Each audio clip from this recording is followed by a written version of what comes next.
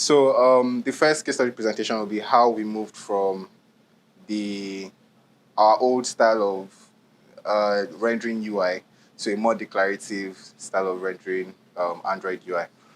For that one, Afo will be taking us and discussing the whys, the hows, and everything in between. So, well, I believe most people here know me. But in case you don't know me, I'm Afolabi Olariwaju. So today I will be talking about our journey to Jetpack Compose. So feel free to ask any question. Well, the worst that could happen is I don't know, and there's no crime in not knowing. Okay, but if you ask, it's an avenue for us to both learn. So yeah, let's get started. So I think the first question will be, what's Jetpack Compose? Or what is even Jetpack to start with, right? So, well, I don't want to be reading all these jargons, but I just want us to focus on the key things, right? And the key thing is best practices, reducing boilerplate code, and writing code that work consistently across Android versions. So that's the whole idea of having a Jetpack library, okay? So before, Android used to be fragmented before, like you write some code, it will only work for some level of Android version, it will not work.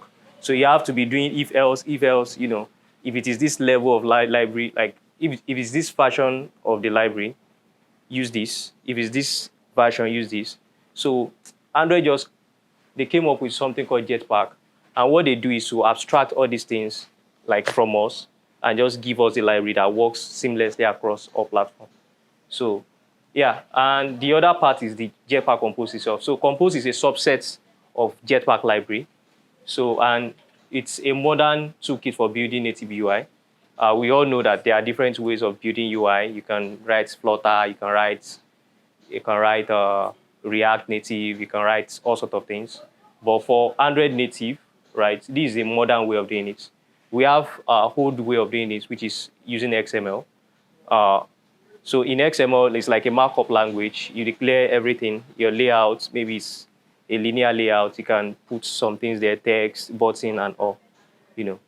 And the language is a markup language, like I just said, it's XML. So basically, for you to write like the UI on Android, you need to learn that markup thing, and also need to learn the programming language itself to bind the UI to action. Like when you click this button, you want it to do this way. Okay, so but Jetpack Compose is just a new way, to do that thing. And the argument is you write less code, and you'll be able to do some powerful stuff, Because before, if you want to build a custom UI is one of the hardest things to build because there are a whole lot of overhead that comes with it. But with this Jetpack Compose, it's easier to build, new UI. And it's actually intuitive too. Like it's more like you are reading stuff. It's declarative. It's more like, oh, you are saying this, and while we journey through it, you get to know more about it. Okay. So the question is, what problem does this solve? I mean, if we have XML that works, and it's still working, so what's the incentive to spend the time of engineers to migrate to the new one, right?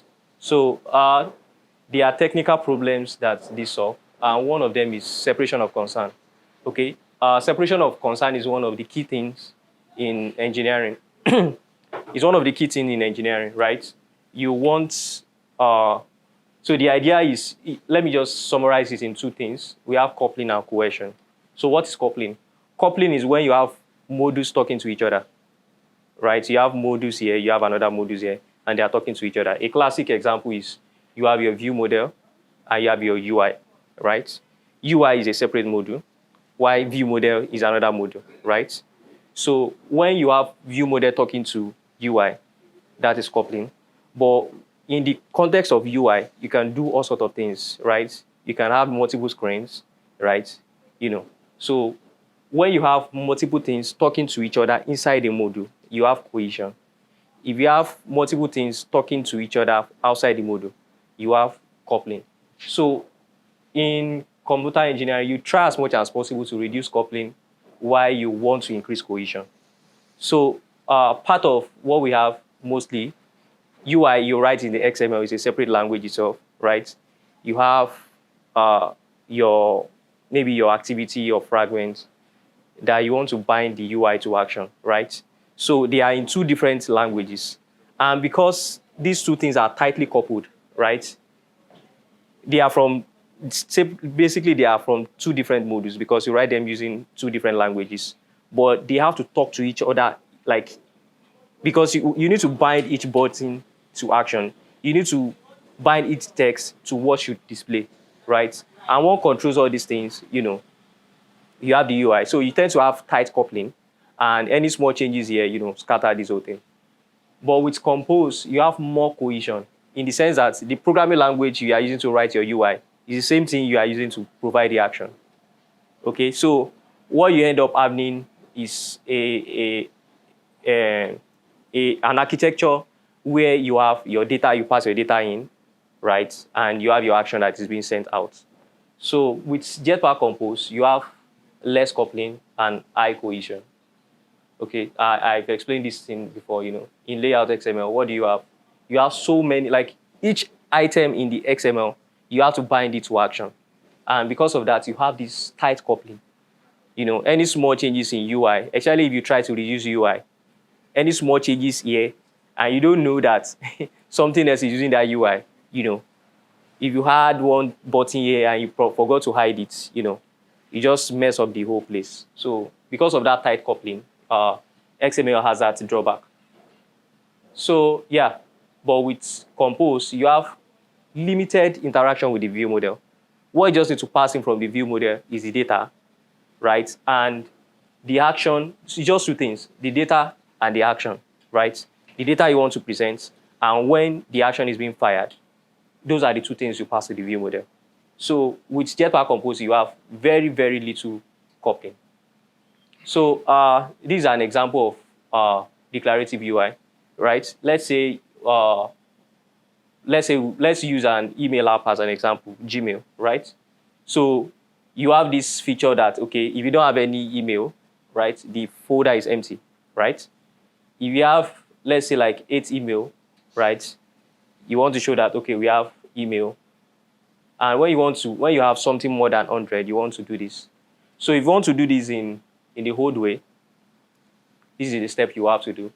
You have to say, okay, if the number of email you've received is greater than 0, right, and it does not have the badge, like you don't have the badge shown before, then you add the badge.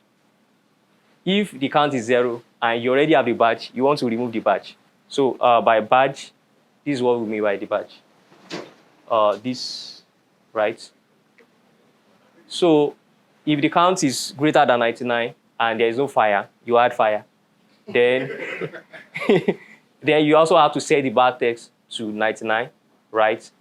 And if it is less than 99, so if you look at this, there are a whole lot of if else. And the funny thing about it is, if you forgot to add one of them, right, you may not even know until that situation happens.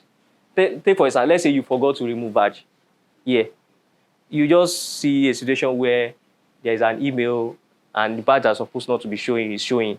Why? Because it was showing before and you forgot to remove it. So this is a whole lot of headache. But with Compose, it's as simple as this, right? Like I said, what do you need? You need to pass in the data. In this case, there's no action, so you just pass the data, right? You just need to pass the count.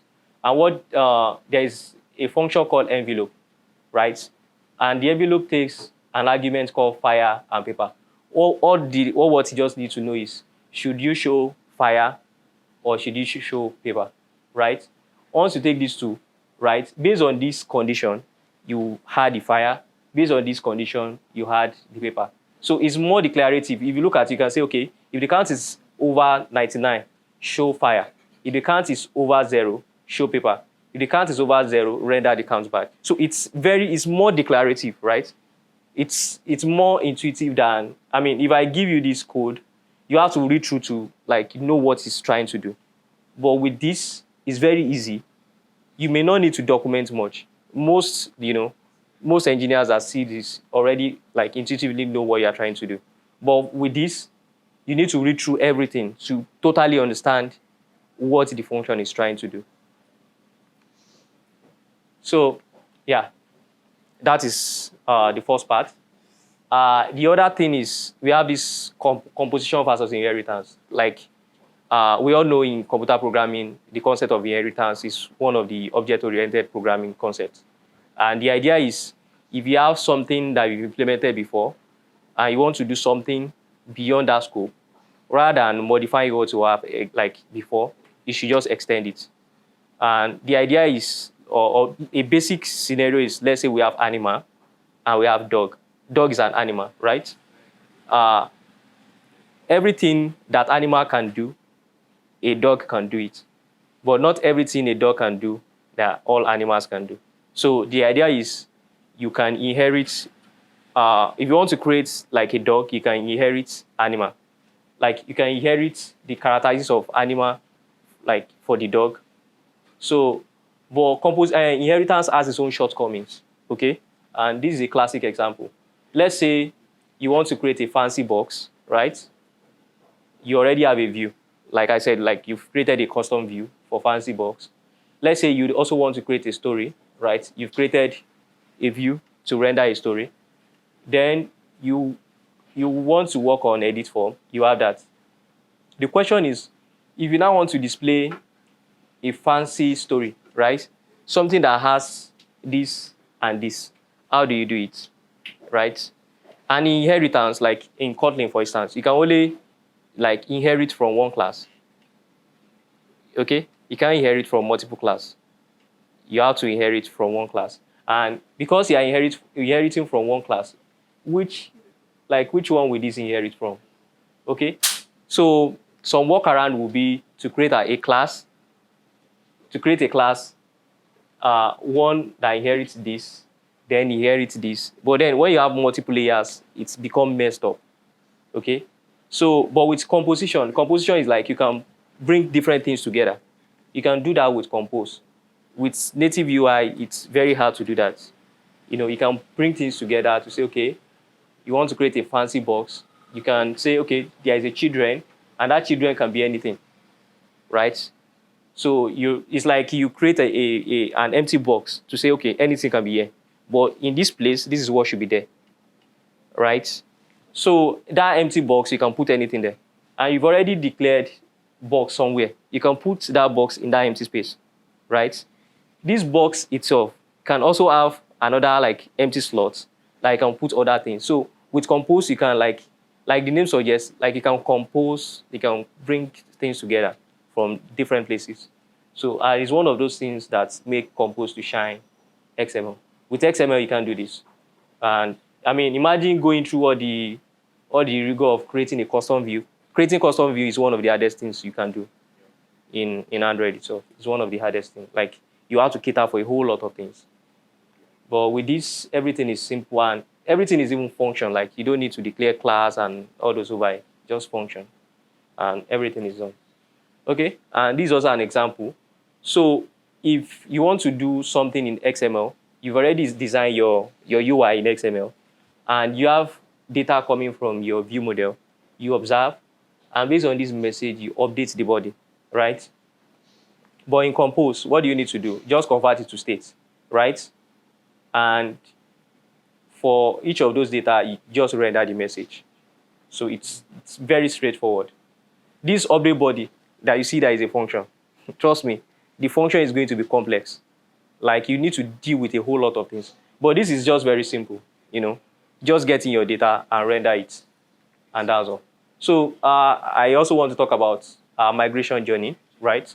Because the topic is our journey towards Compose. So my initial explanation is to give us the background behind like Compose, like why do we even need to do this and all, okay? And our migration journey, well, is mixed, okay? But the steps are not that many. So the first thing we need to do is to set up the material team. And that requires us to work close with the design. So I remember working with Fei at the early part to get some of these things, you know. So we have to set up things like color, things like typography, things like, what's the other thing? Shape and all. So once we have this set up, the question we ask ourselves is, okay, should we do a fire brigade approach? Which is, okay, let's just move everything, you know. Let's move everything to Compose. But we know that the app is huge and it will take us a lot of time. And it is hard to justify to management that, oh, give us 2 months or 3 months without doing any feature. So what we ended up with is, okay, let's try a gradual migration, which is, okay, let's take it a step at a time. So what we did is to migrate flows by flow. What do I mean by flow? Take, for example, if you want to create a plan, there's a journey from the beginning to end. Okay, let's look at that and try to migrate that. Okay, so the other part is we know some components, right? The question is, should we first focus on building all the components we need, like the text inputs, like the button, like how the button should look, how some text should look, some like common patterns, like common UI that we use in the app. Should we focus on building all those things? But we realize that if we focus on that, we will not be able to capture everything. Okay, so what we did is to, okay, let's do it as like build component as needed. Okay, when we are migrating plan creation flow, what are the components that we need to make to make sure that this whole flow is being migrated? So as we get to each page, oh, we don't have these components, then we implement it. So the other part is the Nav Graph. So one of the issue I have with Compose is the navigation. It's very easy to miss things out when you are navigating from one screen to another. And the reason is this: in XML, the XML automatically generates ID for you, right? And you have this auto completion. You just say, okay, action dash so, and it automatically completes it for you. But with Compose, it's just a string. And anything that is a string, there is a tendency of making mistakes.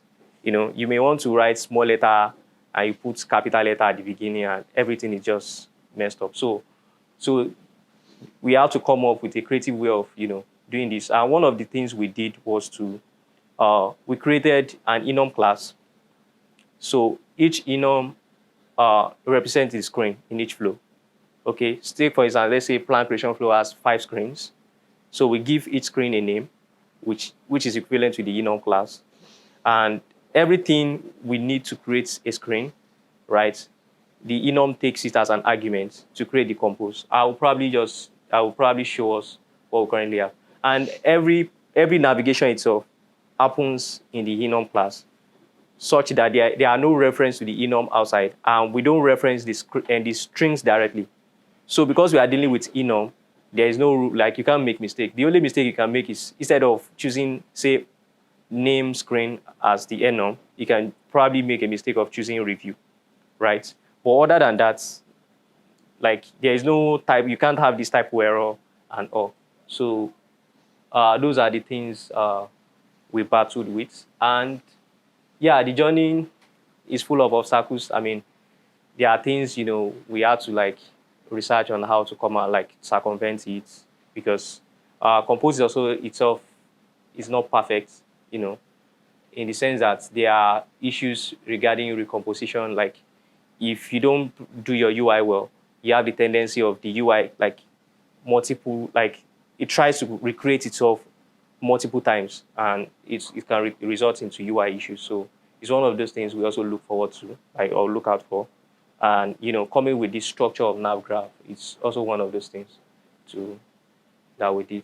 So I think the other part is, because we are migrating like a step at a time, we have to interact with some other old views, especially dialogue. It's a bit tricky, because to create a dialogue, you need something called Fragment Manager, and Fragment Manager is not available to you in Compose. So what we have to do is to go to the activity itself that has it, and then pass a provider to create. A provider is just like a function that returns, what's it called? The fragment manager. So we have that concept where, we get what we need to create the dialogue, and we're able to overcome that part. So thank you.